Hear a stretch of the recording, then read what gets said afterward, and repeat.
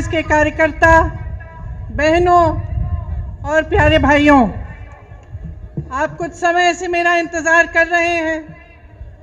मलिक जी ने कहा कि यहाँ आकर आप पर मैंने एहसान किया है। मैं कहना चाहती हूँ कि यहाँ आना मेरा कर्तव्य है, मेरा धर्म है और मैं किसी पर इस एहसान नहीं कर रही हूँ।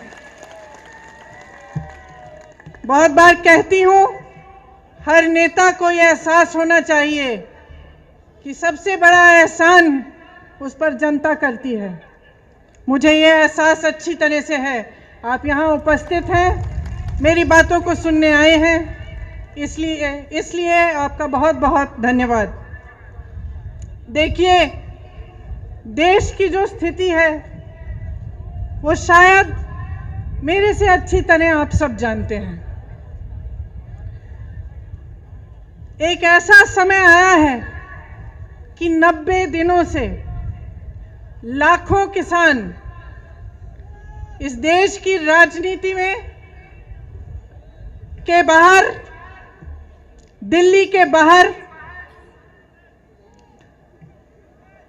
बैठे हुए हैं, संघर्ष कर रहे हैं, आंदोलन कर रहे हैं। 215 किसान शहीद हुए,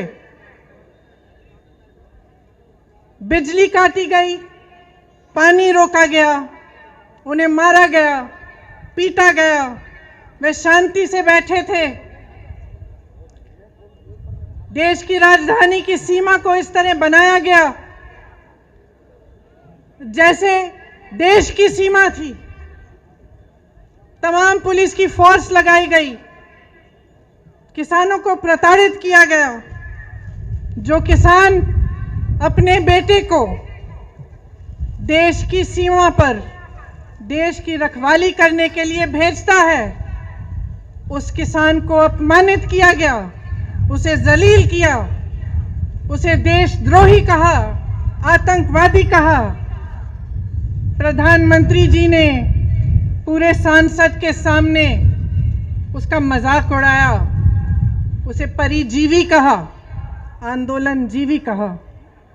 देखिए, इंसान की तरह देश का भी एक हृदय होता है। उस हृदय के धड़कने से देश जीवित होता है। मेरा मानना है कि हमारे देश का हृदय, उसका दिल किसान है, जो जमीन से जुड़ा है, जमीन को सींचता है, उसे उपजाऊ बनाता है, इस देश का अन्नदाता है, इस देश को जीवित करता है। लेकिन आज जब चौधरी तिकायत जी के आंखों में आंसू आते हैं तो हमारे प्रधानमंत्री जी के होठों पर मुस्कुराहट आती है, उन्हें मजाक सूझता है। आज किसान के घरों से लूट हो रही है और प्रधानमंत्री जी के 2 पूंजीपति मित्रों को पूरी छूट दी गई है। आपके सामने आकर प्रधानमंत्री जी ने बार बार हर चुनाव में ये वादा किया था कि गन्ने का भुगतान आपको दिया जाएगा। मैं आपसे पूछना चाहती हूं, आपको मिला? उन्होंने कहा था आपकी आमदनी दुगनी होगी। मैं आपसे पूछना चाहती हूं, दुगनी हुई? आपको मालूम होगा कि पूरे देश भर में गन्ने का भुगतान 15,000 करोड़ रुपए है। और आज मैं आपको बताना चाहती हूं, शायद आपको ये नहीं मालूम होगा कि प्रधानमंत्री जी ने अपने लिए दुनिया में भ्रमण करने के लिए 2 हवाई जहाज खरीदे और उन 2 हवाई जहाजों की कीमत 16,000 करोड़ रुपए है। आपके गन्ने के भुगतान से ज्यादा उनके पास अपने 2 हवाई जहाजों को खरीदने के लिए पैसे हैं, लेकिन आपके देश भर के किसान के भुगतान के लिए पैसे नहीं हैं। ये स्थिति है आज देश की। आपसे वादा किया गया था कि 14 दिनों में भुगतान होगा, लेकिन आपने क्या देखा? पिछले 4 सालों में गन्ने का दाम नहीं बढ़ा। 16,000 करोड़ के 2 हवाई जहाज खरीदे गए। 20,000 करोड़ की स्कीम बन रही है कि जो संसद भवन है, जो देश की राजधानी इंडिया में इंडिया गेट है और उसके आसपास की जो इमारतें हैं, उनके सुंदरीकरण के लिए 20,000 करोड़ की स्कीम बन रही है। लेकिन आपके गन्ने के भुगतान के लिए 15,000 करोड़ उपलब्ध नहीं है। डीजल आपको 2018 में 60 रुपए में मिलता था, आज कहीं 80 रुपए, कहीं 90। डीएपी 1100 रुपए में मिलता था, आज 1200 रुपए का है। बिजली के बिल बढ़ते चले जा रहे हैं, गैस सिलेंडरों की कीमत बढ़ती चली जा रही है, मगर आपके गन्ने के दाम आपको नहीं मिल रहे हैं, वो वहीं का वहीं है। मैं कुछ दिनों पहले बिजनौर गई, कुछ किसानों ने मुझे पर्चियां दिखाई। शायद उसी दिन जो नया दाम है वो जारी किया गया था, उससे पहले की पर्चियां दिखाई, उस पे 000 लिखा था।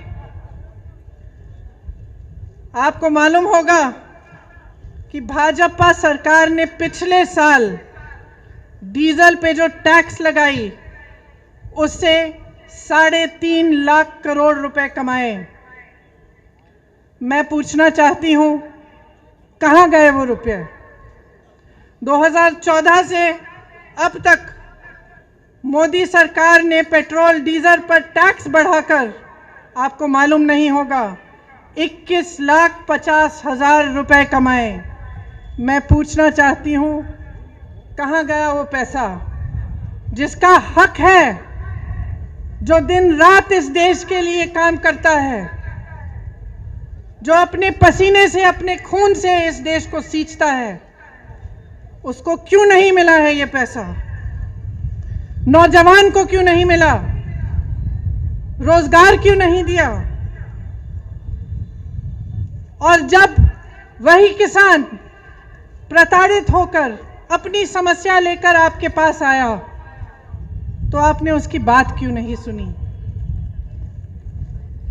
दिल्ली का बॉर्डर नरेंद्र मोदी जी के घर से कितना दूर है? 5-6 किलोमीटर दूर होगा।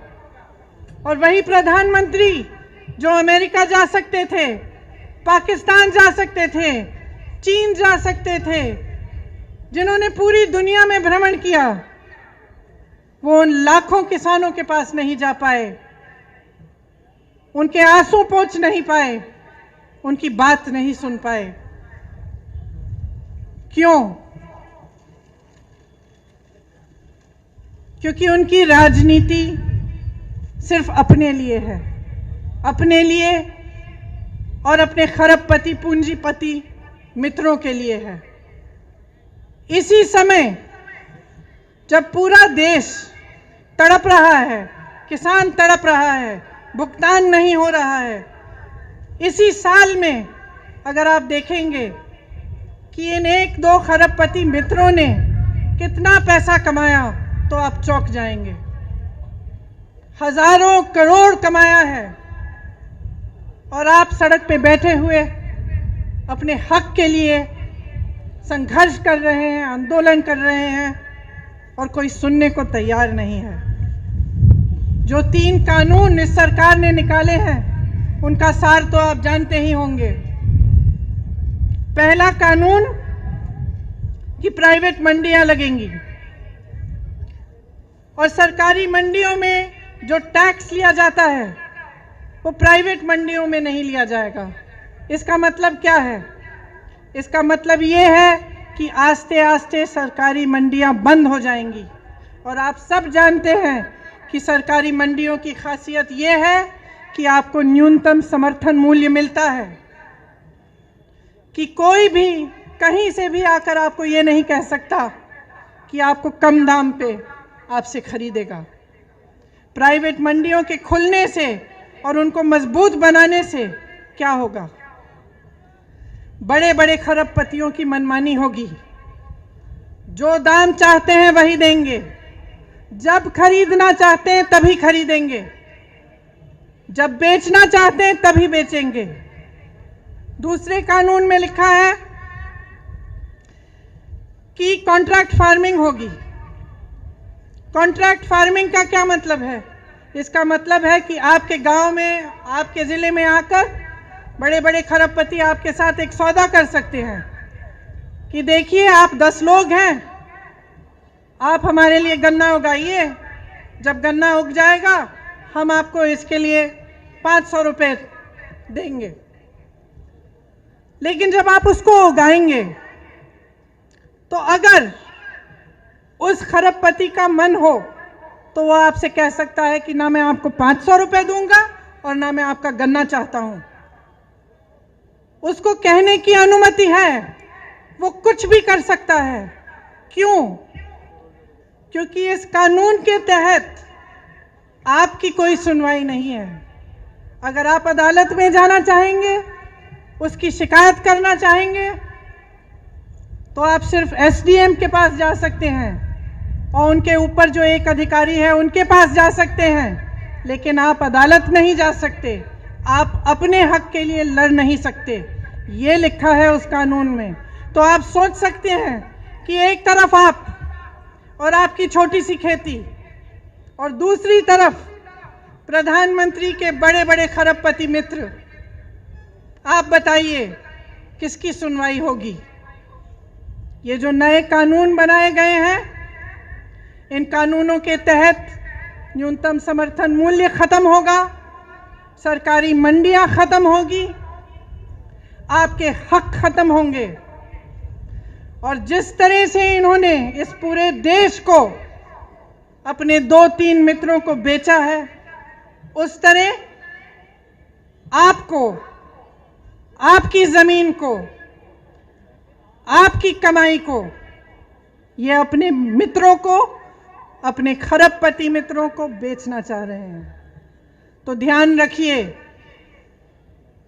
और आप जागरूक हैं। मैं जानती हूं आप कितना संघर्ष कर रहे हैं। जैसे पंकज जी ने कहा, सिर्फ पूरा देश नहीं, पूरी दुनिया देख रही है। और कभी कभी लगता है कि हमारे प्रधानमंत्री जी जैसे पुरानी कहानियों में अहंकारी राजा होते थे, जो जैसे जैसे उनकी सत्ता बढ़ती चली जा रही थी, वो अपने महल में बंद हो जा रहे थे। लोग उनके सामने सच्चाई कहने से डरने लगे, उनके सामने गिड़गिड़ाने लगे, उनका अहंकार बढ़ने लगा। ऐसा लगता है कि हमारे प्रधानमंत्री जी भी एक तरह से उन्हीं अहंकारी राजाओं की तरह बन गए हैं। उनको ये भी समझ नहीं आ रहा है कि जो जवान इस देश की सीमा को सुरक्षित रखता है, वह जवान किसान का बेटा है। उस जवान का आदर करना चाहिए, किसान का आदर करना चाहिए।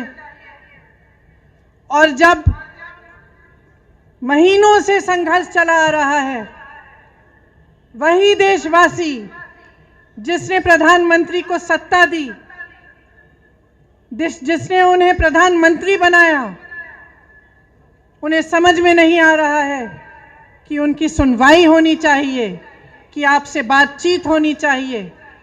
वो कहते हैं कि ये कानून आपके लिए बना है, किसानों के लिए बना है। तो क्या वो बता सकते हैं कि किस कानून, किस किसान ने बनाया, किस किसान से बात की? और अगर पूरे देश भर का किसान कह रहा है कि भाई प्रधानमंत्री जी, हमें ये आपका कानून नहीं चाहिए, वापस ले लीजिए इसको, तो वो वापस क्यों नहीं ले रहे हैं? इस कानून को रद्द क्यों नहीं कर रहे हैं?